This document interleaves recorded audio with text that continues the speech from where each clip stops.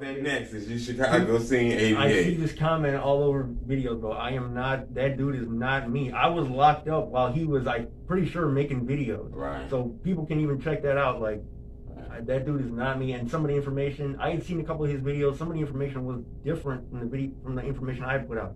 I disagree with that information. That dude is not me. Plus, I don't like, I mean, he's a quality editor. He puts a lot of editing and he's quality in his videos. I don't do that. I'm like underground, like street level, just filming a street with my camera and then talking over it. Like I don't even have that type of expertise on the computer, man. That dude is not me. And him, what he does, I don't approve of it, bro. Like for the same reason I don't approve of what I was doing at the beginning.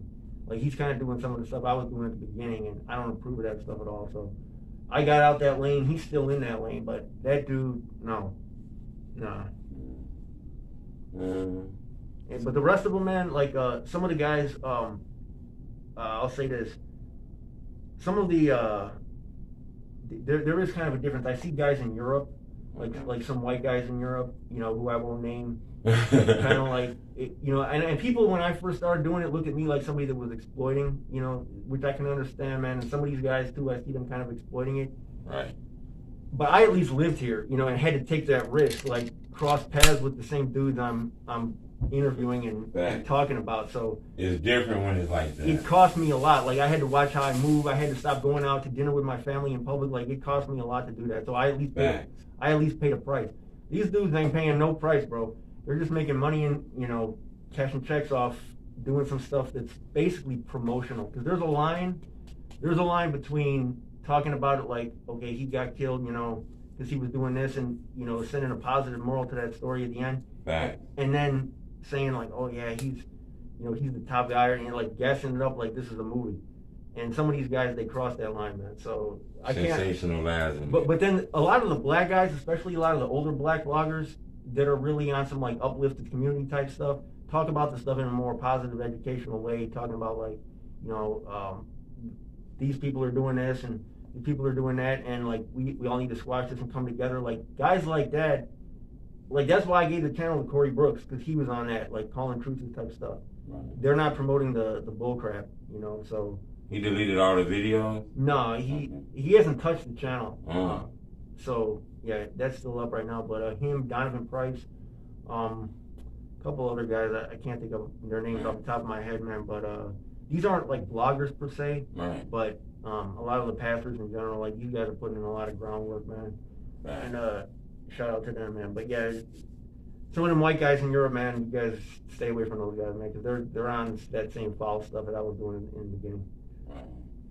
Shit, what's next for Windy City Report? Doing, I'm gonna try to do, before I quit last time 9 months ago, before I got locked up, I was doing a lot of videos about the history of the city. I had uploaded about like 14 videos about the history of Chicago, and those were unpopular at the beginning, but as I started to progress on with that, they started to get more and more popular, and some of the ones that I had dropped later on were hits. So I just downloaded those onto my laptop from the old channel. I had just gone to those YouTube downloads and downloaded those things, and then I'm gonna upload those to Spotify. I got a Spotify channel now, which is really where I want to take this eventually, totally to Spotify, because Spotify, they're not as restrictive as YouTube. YouTube, I was constantly getting videos, like content strikes, you know. And for people that don't know, that's why I had to put a lot of times slang words in the title. Like I would put murked or, you know, bodied, and people would be like, this is disrespectful to say. That's what I was doing now. Right. And I get it in the comments. I put it now. I do not put words like murdered, killed, right, anything in my title. People don't, yeah. And they say, man, you shouldn't use caught lacking. Right, exactly. Right. I understand people's criticism, but they don't understand. You put that word in there, it's going to get a strike, and they might take the video down, and at least not monetize the video. So that was why I did that. But what were we just talking about?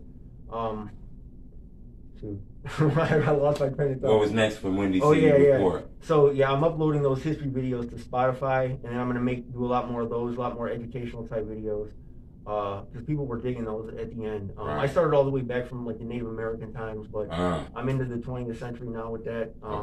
and that's a little bit different type of content. But that's on Spotify, and a couple other videos are on Spotify. Okay. And that channel on Spotify is also called Windy City Report. Okay. Spotify too, the video, they're doing video now. It's not just audio. So I thought Spotify was just audio, but I think back in April they started trying to compete with YouTube. They're hosting video.